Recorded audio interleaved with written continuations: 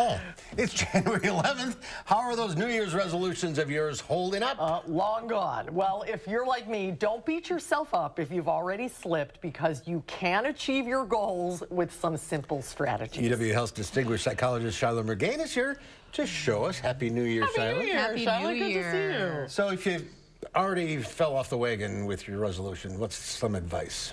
Well, no, you're not alone. Within the first couple weeks, about 95% of people fall off the wagon. And this is a great opportunity mid-January to recommit to that new year and a new you. And the first thing I think about it is kind of like a roadmap. Think about some intentions that you want for your future self. A year from now, where do you want to be? What do you want to experience? What will you have wanted to accomplish? And then think about using that intention. It's kind of like GPS for the soul. Just start to plot your course. Oh, that's like a good that. idea. You also say have a plan and plan for some pit stops. Yes, like driving, we know it's never a smooth, straight shot, but think about maybe 3 areas that you want to work on, probably not more than that. And then think about, okay, what is a plan within the year, but then break it down month by month, kind of those pit stops. It's good to check in with yourself.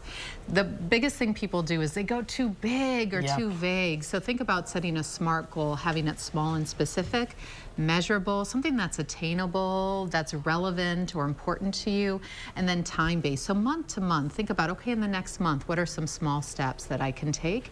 And then month by month through the year. So keep focused on the long stretch of road. Yes, yeah, and it's great to have a visual reminder. It's good to write down your goals and have it posted, or sometimes people even have images to remind themselves. And we know there are going to be detours, pit stops along the way. Roadblocks. Roadside assistance. We have all of these driving analogies. Yes, yeah. But you need to plan for all that stuff. Yeah, and I love that roadside assistance. I think in 2 ways. The support team, like who can encourage you, remind you, or if you start to struggle or have that detour, who can get you back on track?